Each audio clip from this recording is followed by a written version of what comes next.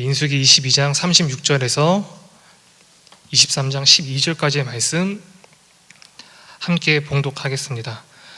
발락은 발람의 온다함을 듣고 모압 변경의 끝 아르논가에 있는 성읍까지 가서 그를 영접하고 발락은 발람에게 이르되 내가 특별히 사람을 보내어 그대를 부르지 아니하였느냐?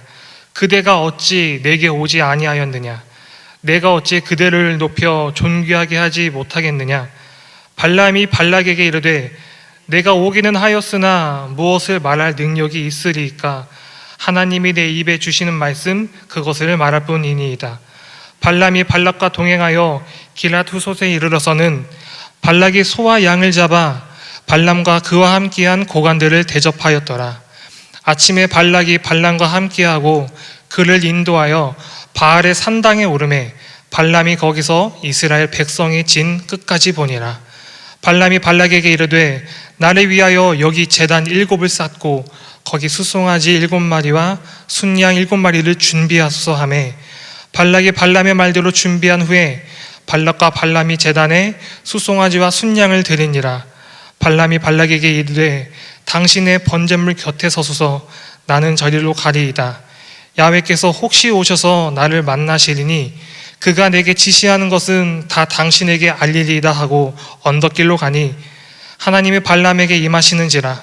발람이 아르되 내가 7 제단을 쌓고 각 제단에 수송아지와 순양을 드렸나이다.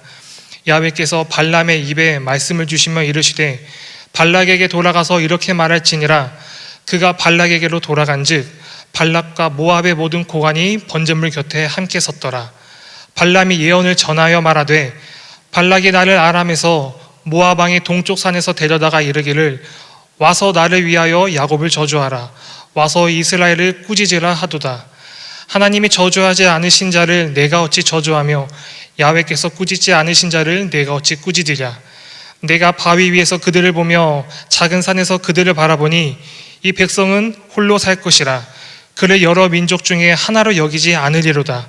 야곱의 티끌을 누가 능히 세며 이스라엘 4분의 1을 누가 능히 셌고 나는 의인의 죽음을 죽기 원하며 나의 종말이 그와 같기를 바라노라 하매 발락이 발람에게 이르되 그대가 어찌 내게 이같이 행하느냐? 나의 원수를 저주하라고 그대를 데려왔거늘 그대가 오히려 축복하였도다. 발람이 대답하여 이르되 야훼께서 내 입에 주신 말씀을 내가 어찌 말하지 아니할 수 있으리이까. 아멘. 참 이름 헷갈립니다. 발람, 발락. 저도 처음에 준비하면서 이게 누가 누군지 좀 정신 차려야 읽어야 구분이 될 정도로 했는데 오늘 함께 읽은 본문은 모압 왕 발락 왕이 이방인 예언자인 발람을 드디어 대면하는 이야기입니다. 민수기에서 굉장히 중요한 이야기이기도 한데요. 이 모압 왕 발락 왕에게 있어서 발람이 온 것은 정말 마른 하늘의 빗줄기와도 같았습니다. 얼마나 기다렸던지 모압 영토 끝 아르논가에 가서 그를 영접합니다. 그리고 그와 고관들을 위해 소와 양을 잡아 잔치를 벌여 극진히 대접을 합니다. 정말 정성으로 발람을 대접하고 있습니다. 이 발락 왕이 보여주는 이러한 환대는 자기 욕망을 이루기 위한 그 수단이 있습니다. 목적이 있습니다. 힘과 재물로 선지자를 부리려는 오만함이 있습니다.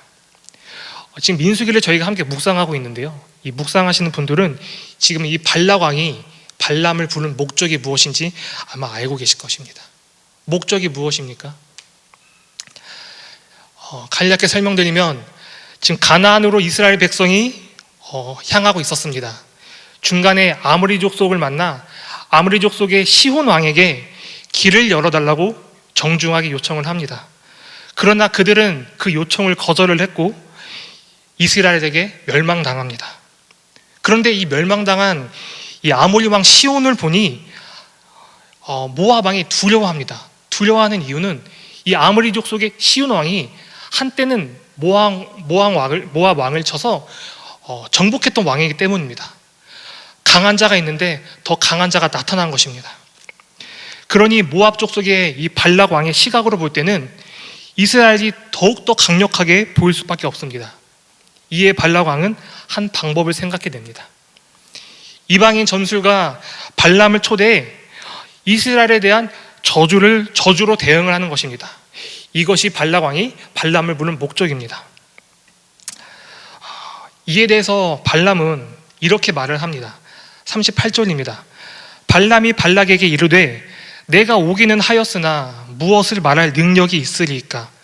하나님이 내 입에 주시는 말씀 그것을 말할 뿐이니이다. 발람은 발락 왕에게 하나님이 자기 입에 넣어주시는 말씀만 전하겠다고 합니다. 이 고백은 자기가 철저하게 하나님의 통제 아래 놓여 있다는 뜻이기도 합니다. 이방인 출신의 이 점술가인 발람이 어떻게 이런 고백을 할 수 있을까요? 발람이 발락 왕을 만나기까지 무슨 일이 있었을까요? 22장을 보면은 좀 여러 가지 일들이 기록되어 있습니다. 발락 왕의 요청을 듣습니다. 이스라엘을 저주하라는 요청을 들은 발람에게 하나님은 12절에 이렇게 말씀하십니다. 그 백성을 저주하지도 말라. 그들은 복을 받은 자들이니라. 이렇게 말씀하십니다.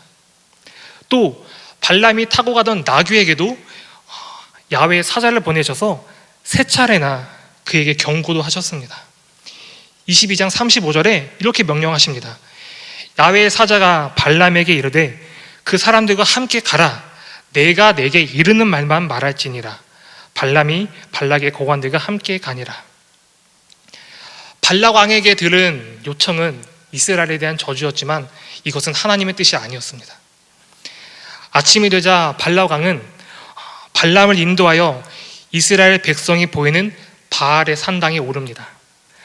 바알의 산당은 바알을 섬기던 많은 신당 중에 하나였습니다.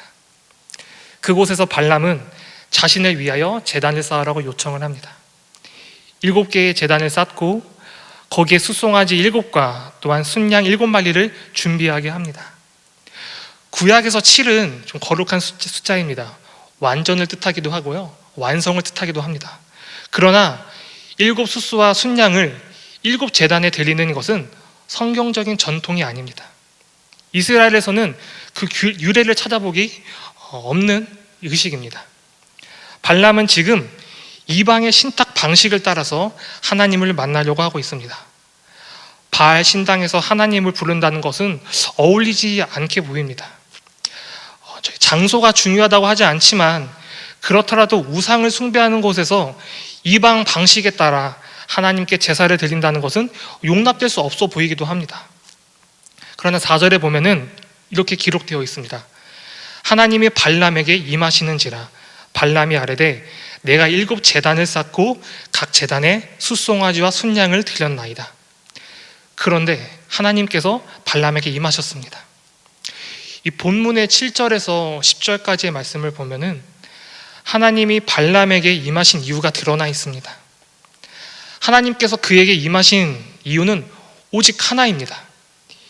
이스라엘을 저주하려는 그 의도를 뒤집어서 이스라엘을 축복하게 하시려는 것입니다.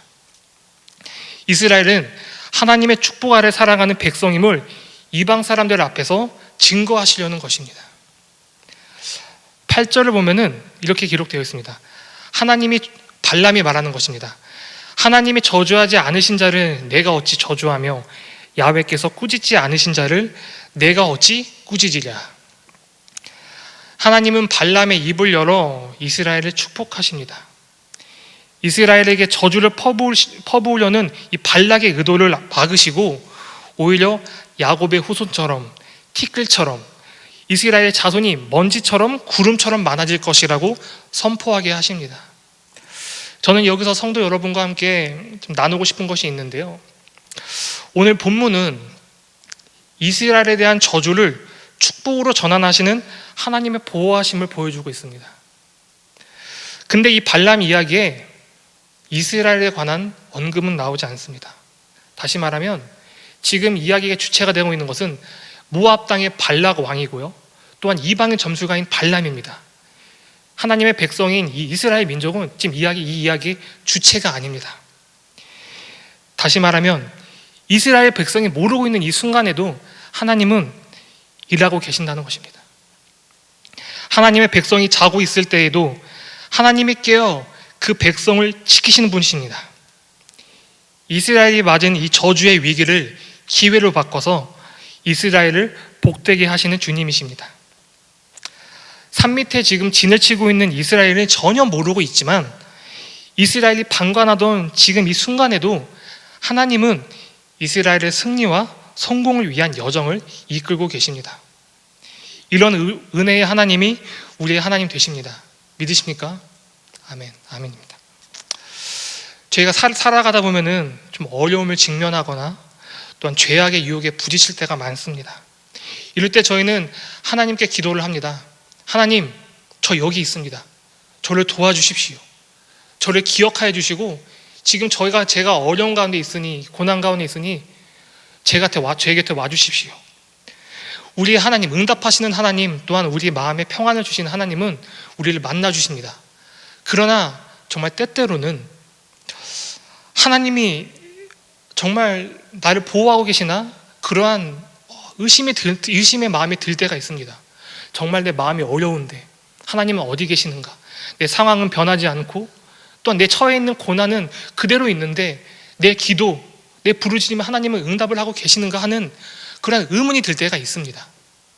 그러나 저와 여러분은 분명히 기억해야 합니다.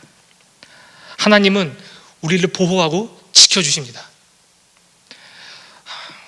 하나님은 우리가 지금의 상황과 이런 현실을 바라보지 않고 믿음으로 살아가길 원하십니다.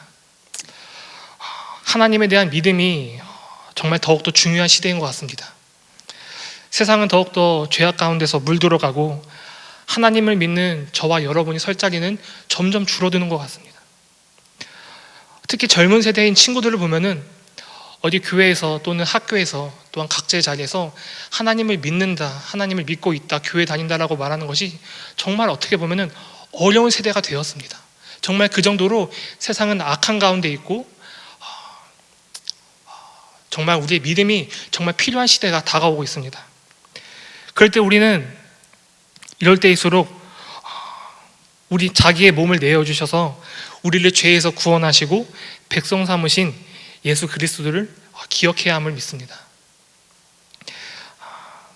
그의 백성 삼아주신 예수 그리스도를 의지해서 믿음으로 나아가는 저와 여러분이 되기를 소망합니다. 또한 우리가 저와 여러분이 그러한 믿음을 가지고 나아갈 때 하나님은 보호하심으로 우리가 알지 못하는 순간에도 우리와 함께 하심으로 우리를 지켜주실 것을 믿는 저와 여러분이 되기를 소망합니다. 아멘. 기도하시겠습니다. 사랑의 하나님, 은혜의 하나님 감사합니다. 새벽을 깨워 하나님의 성전을 나온 저와 우리 성도들께 하나님의 말씀을 통하여 하나님의 마음, 우리를 보호하시는 하나님의 마음을 알게 하여 주니 감사합니다. 하나님, 이 시간 고백하길 원합니다. 저희는 모를지라도 하나님은 저희를 위해 지금도 일하고 계시며 우리를 보호하시는 분이십니다. 그 믿음의 고백이 우리가 하나님께 나아가는 밑거름이 되길 소망합니다. 우리를 붙드시며 우리와 함께 하시는 그 예수 그리스도께 우리의 남은 여생 가운데 나아가는 우리의 삶이 되길 주여 하나님 인도하여 주시옵소서. 우리와 함께 하시는 예수 그리스도의 이름으로 기도드렸습니다.